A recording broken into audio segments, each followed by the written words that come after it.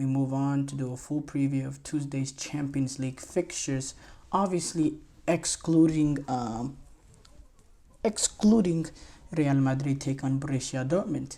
Real quick, the games we don't go too in depth on, quite frankly, because I just don't have that great of knowledge of these teams. But Monaco take on Zvezda. Monaco currently sitting right now 14th with 4 points through 2 games. Pretty decent start with them. Crvena Zvezda, currently sitting, tied for last with a bunch of teams with no points through the first 2 games. I think Monaco is the better team, and sitting with 4 points through 2 games of Monaco could just take, can get the job done against Crvena Zvezda, which is more than very doable game for them. They'd be sitting pretty. 7 points through the first 3 games. That'll put them in really, really good position going forward to get out of the knockout, get out of the group stages for Monaco.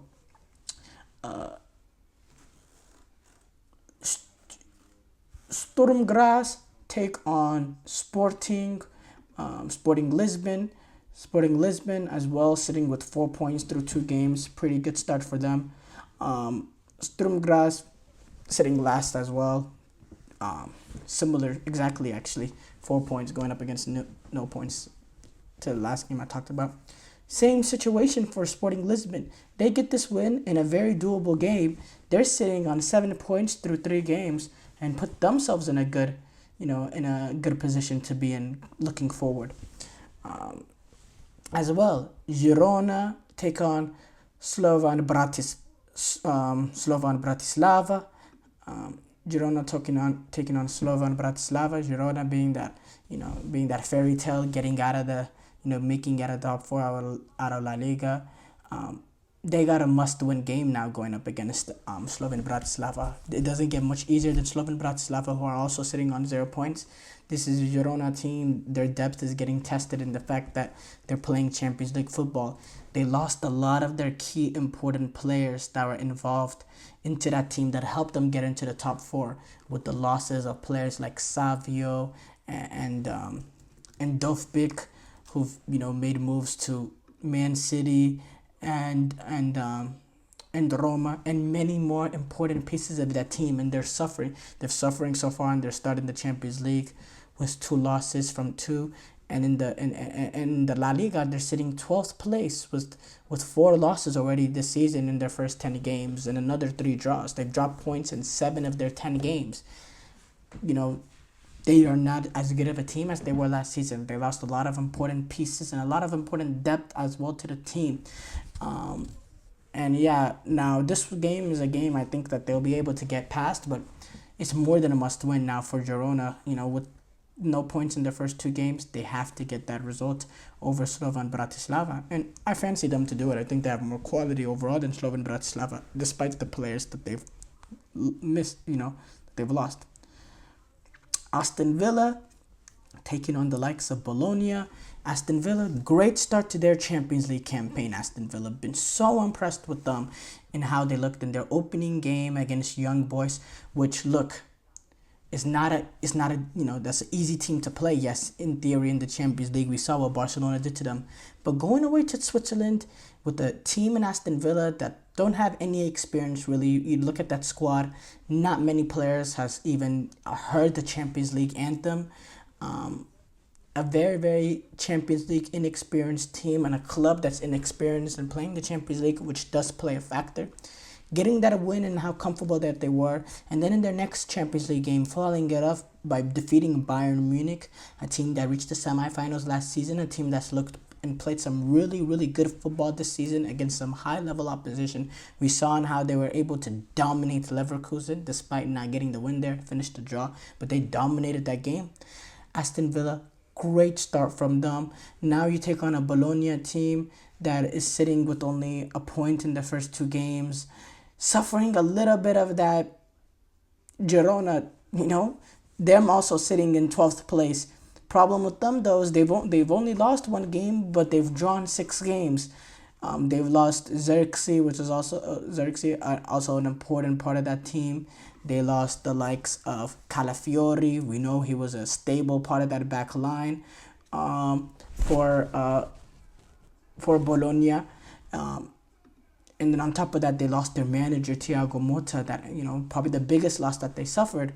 So, they're sitting 12th in Serie A, only one point from their first two. I think for me, Aston Villa playing this game at home, this should be smooth and sailing, but you don't want complacency to get in if if you're an Aston Villa player. You don't want to get too comfortable, thinking that you should win this game, because you can, that's a game that potentially could be a trap game almost. Atalanta taking on Celtic. Celtic, no, that is actually not today. Actually, no. We talked about Madrid taking on Dortmund. PSG take on PSV Eindhoven. PSG are coming off that disappointing loss that they suffered away to Arsenal, but they still have 3 points from their first two. They take on a PSV team that's sitting on 1 point from their first two. They've been pretty, mediocre so far in the Champions League. They got walloped. By or not walloped, but they lost to Juventus. They drew Sporting. That was actually a really, really fascinating game, that Sporting draw. Daniel Braganca getting that equalizer for Sporting near the end. But now PSG playing this game at the Parc des Princes. Important game for them. You want to get advantage of these 3 points. You want to bounce back rightly from that loss that they suffered away to Arsenal. They've been really dominant so far in League One as expected. 25 goals to 8 goals conceded, a 17-goal differential with only 8 games is a really, really good mark. They're currently they're currently sitting level with Monaco in second place, but we know the quality, or we know how this PSG team want to go about it with Luis Enrique. They are in a little bit of transition, but there's still some quality in the squad. Ousmane Dembele, Bradley Barcola, Vitinha. I think PSG are definitely favorites to get past PSV. There's no sugarcoating that, but I still think it'll be an interesting game there. It's just the fact that it's at Parc des Princes makes it just that much more difficult. 3 more games. You have Juventus taking on Stuttgart. Juventus in a transition, playing under being managed under Thiago Motta. Currently, so far, good start for them in Serie A. Only conceded 1 goal this season. They've only scored 11 themselves. They have drawn 4 games, but they haven't lost a single game. They're currently sitting 3rd in Serie A. They are in transition under Thiago Motta.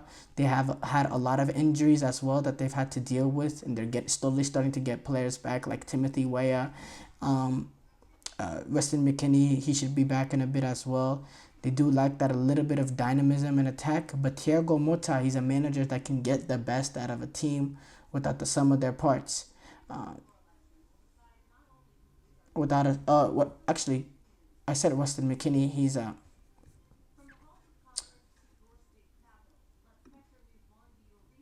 I said Weston McKennie.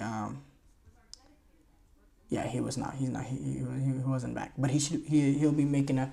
He could be back pretty soon,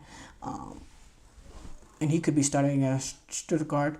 I think Juventus, this team is only gonna continue and get better. I think they're being managed by Thiago Motta was a good pickup for them, and they get to play this game against Stuttgart at home. They're currently sitting with 2 wins from 2 in the Champions League, which is a good start from them. At the same time, Stuttgart, they got into Champions League after a good campaign last season in the Bundesliga. They're currently sitting only with 1 point from these first 2 games. So the form is definitely there with Juventus. In the Bundesliga, Stuttgart are currently sitting 10th place and only have 2 wins from the first 7. I fancy Juventus and this one to pull it off, and pull it off quite comfortably in the fact that they're playing this game at the Allianz Arena. You have Milan taking on Club Brugge. We know what happened with AC Milan before with the was the whole penalty kick gate incident that happened, and Tammy Abraham, Fikayo Tomori, and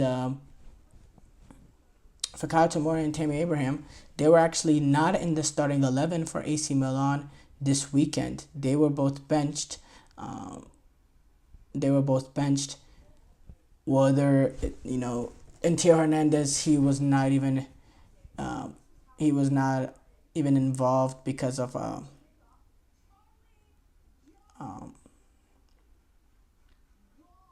he was not even involved in the squad.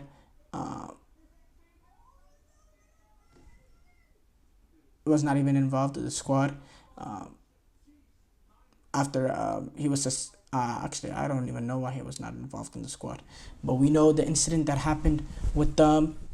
They still got that win over Udinese, early goal from Chukwueze, so they good bounce back from them. Now they not the best start to Serie A, but they're still sitting in fourth place, and in the Champions League, very, very desperate. 2 losses from 2 games is the AC Milan team that we fully expect to get out.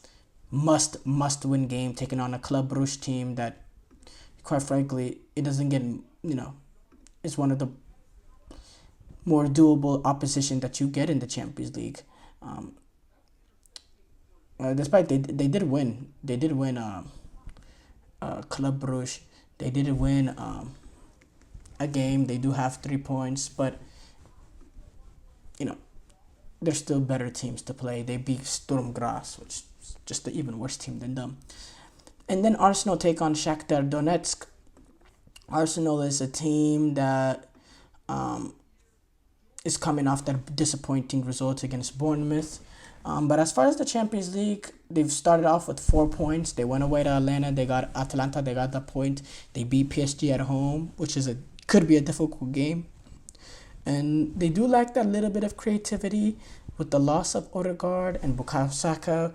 We don't know if he'll be available in this one. It remains to be seen. But at the same time, I think Arsenal just have much more quality than the Shakhtar Donetsk. Arsenal also playing this game at Emirates. Should be Arsenal's there to take.